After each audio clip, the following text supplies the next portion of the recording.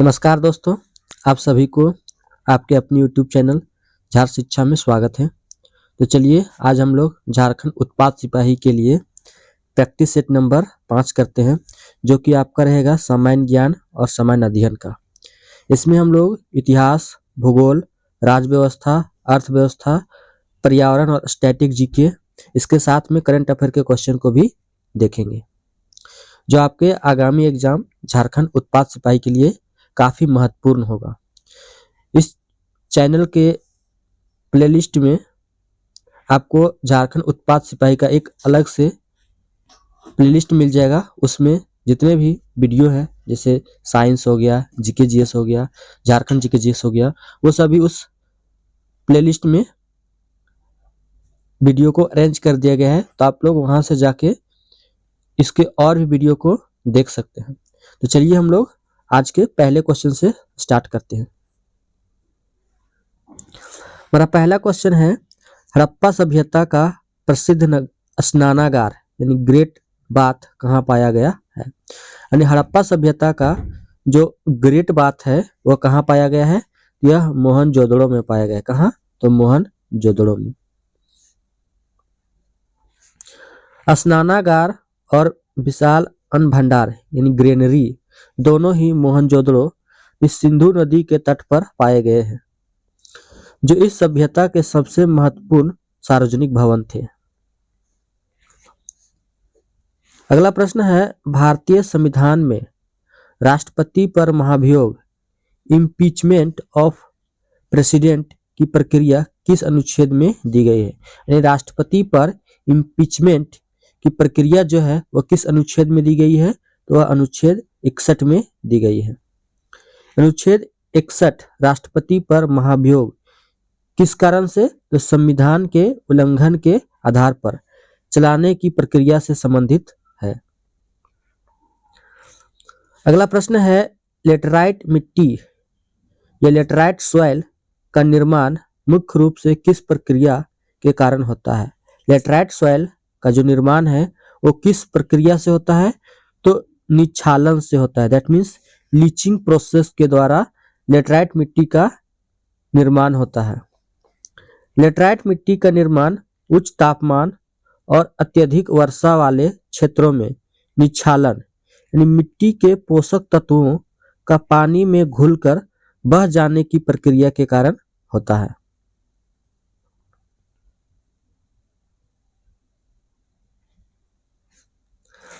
अगला प्रश्न है, आवश्यकता विहीनता सिद्धांत वांटलेसेस थ्योरी के प्रतिपादक कौन थे।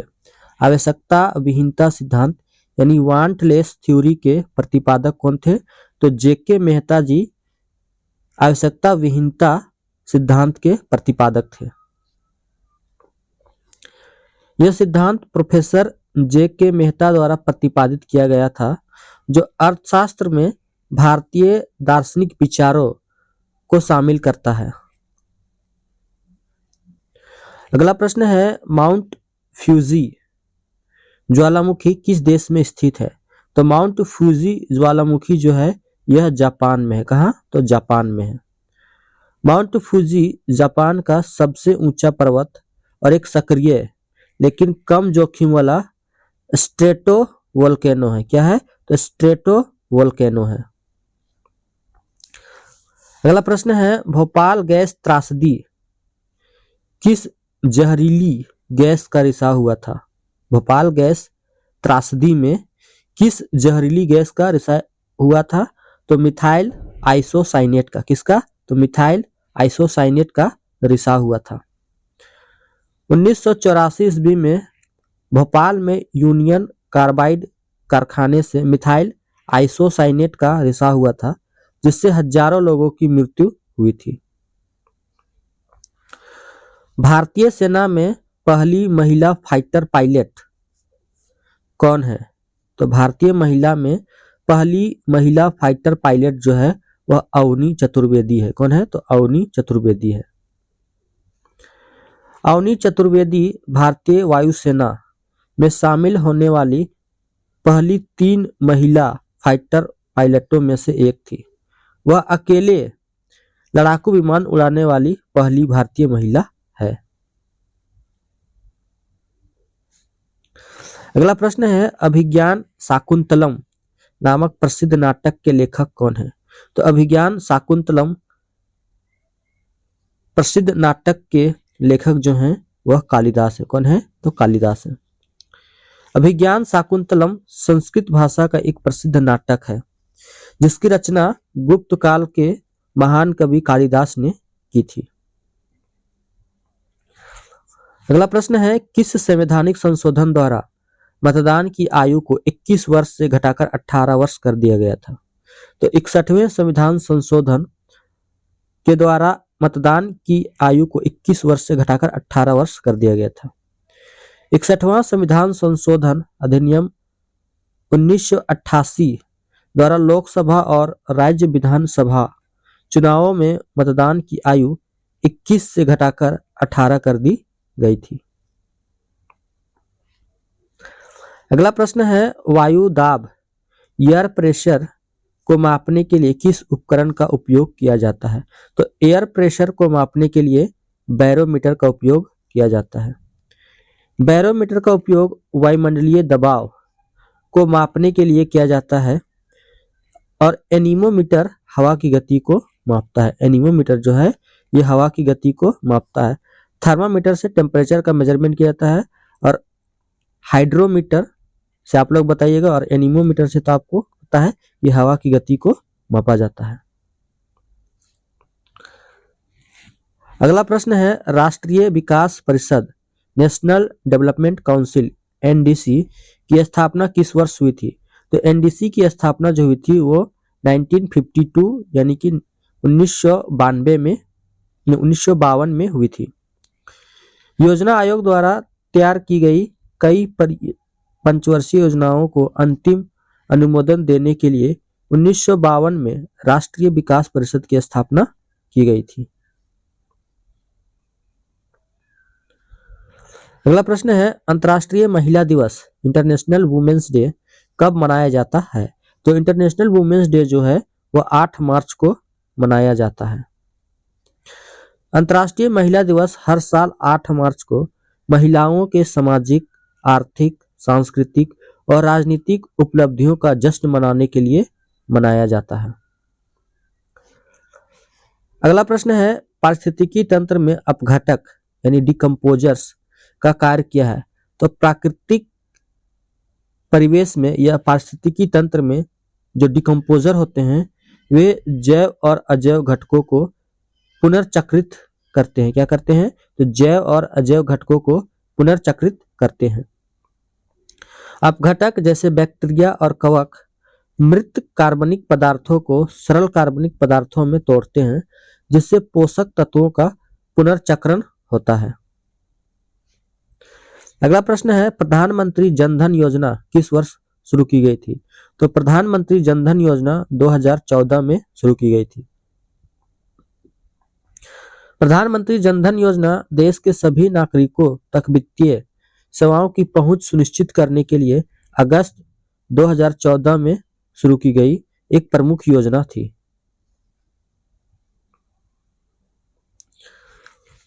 अगला प्रश्न है, गांधी इरविन समझौता गांधी इरविन पैक्ट किस वर्ष हस्ताक्षरित हुआ था? तो गांधी इरविन पैक्ट जो है यह 1931 यानी 1931 ईस्वी में हस्ताक्षरित हुआ था। गांधी इरविन समझौता 5 मार्च 1931 को महात्मा गांधी और वायसराय लॉर्ड इरविन के बीच हुआ था जिसने सविनय अवज्ञा आंदोलन को समाप्त किया और गांधी जी को द्वितीय गोलमेज सम्मेलन में भाग लेने के लिए प्रेरित किया। अगला प्रश्न है, मूल संविधान में कुल कितनी अनुसूचियां थी? तो मूल संविधान में कुल 8 अनुसूचियां थी। जब संविधान को अपनाया गया था तब इसमें 395 अनुच्छेद, 22 भाग और 8 अनुसूचियां थी। वर्तमान में अभी अनुसूचियों की संख्या जो है वह 12 है। अगला प्रश्न है, भारत का कौन सा राज्य 3 ओर से बांग्लादेश से घिरा हुआ है? तो भारत का त्रिपुरा राज्य जो है वो 3 ओर से बांग्लादेश से घिरा हुआ है। त्रिपुरा उत्तर, पश्चिम और दक्षिण में बांग्लादेश से घिरा हुआ है और इसकी बांग्लादेश के साथ अंतर्राष्ट्रीय सीमा लगभग 856 किलोमीटर है। अगला प्रश्न है अदृश्य निर्यात, इनविजिबल एक्सपोर्ट का क्या अर्थ है? तो इनविजिबल एक्सपोर्ट का अर्थ है सेवाओं का निर्यात।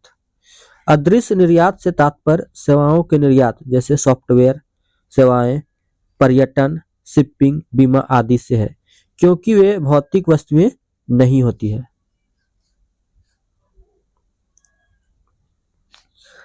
अगला प्रश्न है गोबर गैस यानी बायोगैस में मुख्य रूप से कौन सी गैस मौजूद होती है?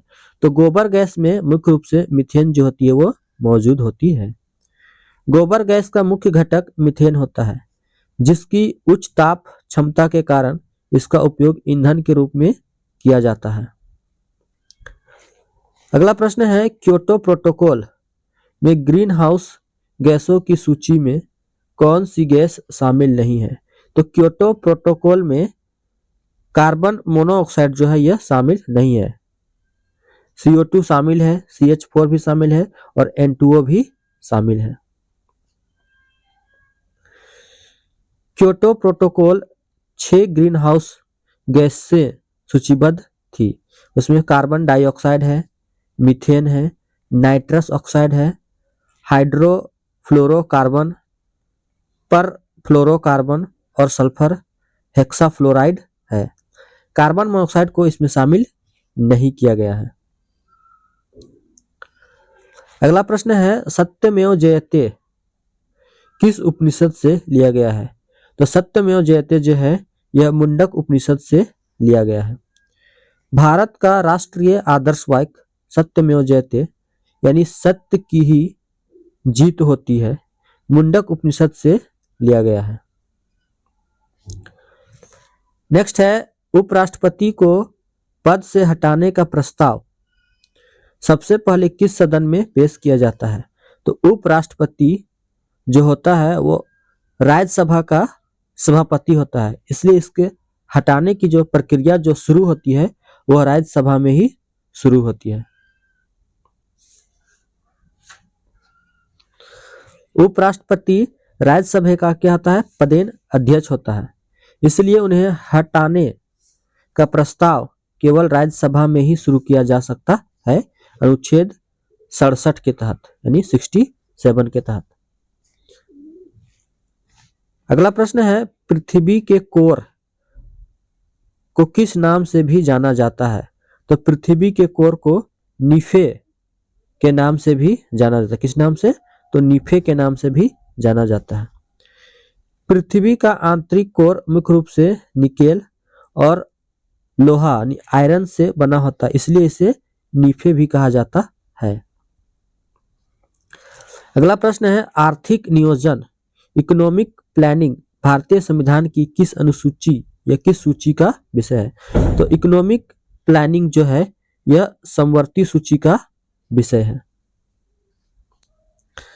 आर्थिक नियोजन समवर्ती सूची का विषय है, जिसका अर्थ है कि केंद्र और राज्य सरकार दोनों इस विषय पर कानून बना सकती है। अगला प्रश्न है भारत में राष्ट्रीय एकता दिवस नेशनल यूनिटी डे कब मनाया जाता है? तो 31 अक्टूबर को भारत में राष्ट्रीय एकता दिवस मनाया जाता है। 31 अक्टूबर को सरदार वल्लभ भाई पटेल की जयंती के उपलक्ष्य में राष्ट्रीय एकता दिवस के रूप में मनाया जाता है। अगला प्रश्न है मरुस्थलीकरण का मुकाबला करने के लिए संयुक्त राष्ट्र सम्मेलन UNCCD मुख्य रूप से किससे संबंधित है? तो UNCCD जो है ये सूखे और मरुस्थलीकरण का मुकाबला से संबंधित है।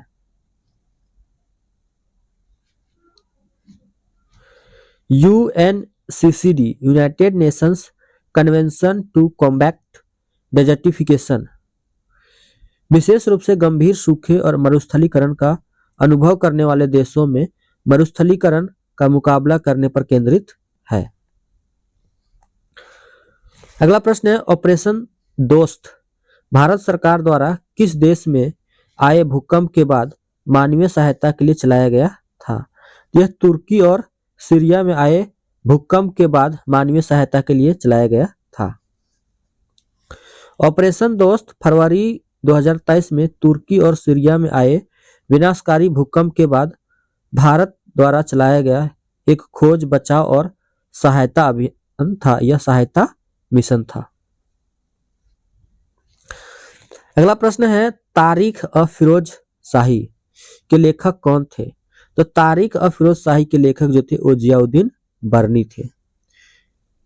तारीख ऑफ फिरोज शाही दिल्ली सल्तनत के इतिहास पर एक महत्वपूर्ण कृति है जिसे जियाउद्दीन बर्नी ने लिखा था। अगला प्रश्न है, किस समिति की सिफारिश पर पंचायती राज व्यवस्था को संवैधानिक दर्जा दिया गया? तो एल.एम. सिंघवी समिति। किसके? तो एल.एम. सिंघवी समिति की सिफारिशों के आधार पर पंचायती राज व्यवस्था को संवैधानिक दर्जा दिया गया। एल.एम. सिंघवी समिति 1986 की सिफारिशों पर ही पंचायती राज संस्थाओं को संवैधानिक मान्यता देने का प्रस्ताव रखा गया, जिसे 73वें संविधान संशोधन 1992 द्वारा लागू किया गया। अगला प्रश्न है, भारत में मानसून सबसे पहले किस राज्य में आता है? तो भारत में मानसून जो होता है सबसे पहले केरल राज्य से आता है। कहां से? तो केरल राज्य से आता है। दक्षिण पश्चिम मानसून भारत में सबसे पहले जून के पहले सप्ताह में केरल के तट पर पहुंचता है। अगला प्रश्न है, निम्नलिखित में से कौन सा प्रत्यक्ष विदेशी निवेश यानी एफडीआई का उदाहरण है? तो प्रत्यक्ष विदेशी निवेश का उदाहरण है विदेशी कंपनी द्वारा भारत में एक नया कारखाना स्थापित करना। एफडीआई का अर्थ है किसी देश में किसी विदेशी कंपनी द्वारा किसी अस्थायी हित का अधिग्रहण, जैसे भारत में कारखाना या सहायक कंपनी स्थापित करना। अगला प्रश्न है, विश्व हेपेटाइटिस दिवस वर्ल्ड हेपेटाइटिस डे प्रतिवर्ष कब मनाया जाता है?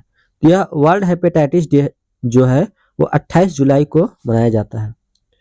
विश्व हेपेटाइटिस दिवस हर साल 28 जुलाई को नोबेल पुरस्कार विजेता बारूक ब्लमबर्ग के जन्मदिन पर मनाया जाता है, जिन्होंने हेपेटाइटिस बी वायरस की खोज की थी। अगला प्रश्न है, जैव विविधता अधिनियम बायोलॉजिकल डाइवर्सिटी एक्ट भारत में किस वर्ष पारित किया गया था? तो जैव विविधता अधिनियम जो है यह 2002 में पारित किया गया था। जैव विविधता पर कन्वेंशन सीबीडी के प्रावधानों को लागू करने के लिए भारत में जैव विविधता अधिनियम 2002 में पारित किया गया था।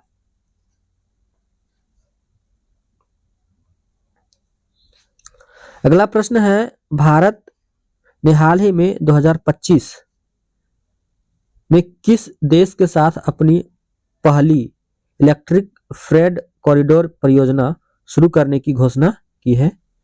तो यह बांग्लादेश के साथ इलेक्ट्रिक फ्रेट कॉरिडोर परियोजना शुरू करने की घोषणा की है। भारत अपने पड़ोसी देशों के साथ कनेक्टिविटी बढ़ाने के लिए परिवहन और ऊर्जा गलियारों पर काम कर रहा है, जिसमें बांग्लादेश एक प्रमुख भागीदार है। अगला प्रश्न है, भारत में रेलवे का जनक फादर ऑफ इंडियन रेलवेज किसे माना जाता है? तो लॉर्ड डलहौजी को भारत में रेलवे का जनक माना जाता है। भारत में पहली रेलवे 1853 में लॉर्ड डलहौजी के कार्यकाल में बॉम्बे से थाने तक बिछाई गई थी, इसलिए उन्हें भारतीय रेलवे का जनक कहा जाता है। अगला प्रश्न है, भारत में नागरिकता यानी सिटीजनशिप से संबंधित कानून बनाने की एकमात्र शक्ति किसके पास है? तो सिटीजनशिप यानी नागरिकता से संबंधित कानून बनाने की शक्ति जो है वह संसद के पास है। भारतीय संविधान का अनुच्छेद 11 संसद को नागरिकता के अधिग्रहण और समाप्ति के संबंध में कानून बनाने की शक्ति प्रदान करता है। अगला प्रश्न है, पवन की गति विंड स्पीड मापने के लिए किस उपकरण का उपयोग किया जाता है? तो पवन की गति मापने के लिए एनीमोमीटर का प्रयोग किया जाता है। पवन की गति और बल को मापने के लिए एनीमोमीटर का उपयोग किया जाता है। अगला प्रश्न है, योजना आयोग प्लानिंग कमीशन की जगह किस संस्था ने ली? तो योजना आयोग की जगह जो है वह नीति आयोग ने ली। योजना आयोग को 1 जनवरी 2015 को भंग कर दिया गया और उसकी जगह नीति आयोग को लाया गया, जो एक थिंक टैंक के रूप में काम करता है। अगला प्रश्न है, भरतनाट्यम नृत्य शैली का संबंध मुख्य रूप से किस राज्य से संबंधित है? तो भरतनाट्यम का संबंध जो है यह तमिलनाडु से है।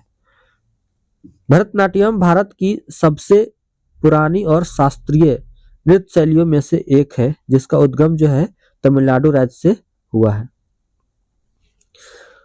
अगला प्रश्न है और लास्ट प्रश्न, प्रदूषण नियंत्रण दिवस पोल्यूशन कंट्रोल डे प्रतिवर्ष कब मनाया जाता है? यह 2 दिसंबर को मनाया जाता है। 2 दिसंबर को भोपाल गैस त्रासदी की याद में राष्ट्रीय प्रदूषण नियंत्रण दिवस के रूप में मनाया जाता है, जिसका उद्देश्य औद्योगिक आपदाओं को रोकना है। दोस्तों, ये वीडियो आप लोगों को कैसी लगी? वीडियो अच्छी लगी तो वीडियो को आप लोग लाइक, अपने दोस्तों के साथ इसे शेयर, और जो लोग भी इस चैनल में नए हैं वो लोग चैनल को जरूर से जरूर सब्सक्राइब कर ले, ताकि आपको इस चैनल में जैसे ही वीडियो अपलोड किया जाएगा आप लोग के पास तुरंत नोटिफिकेशन प्राप्त हो जाएगी। आप लोग इस चैनल के प्लेलिस्ट में जाके झारखंड उत्पाद सिपाही की जो प्लेलिस्ट है उसे जरूर से जरूर देखें, आपके एग्जाम में बहुत ही बेनिफिशियल होगा। वीडियो देखने के लिए आप सभी को धन्यवाद। जय हिंद, जय भारत, जय जोहार।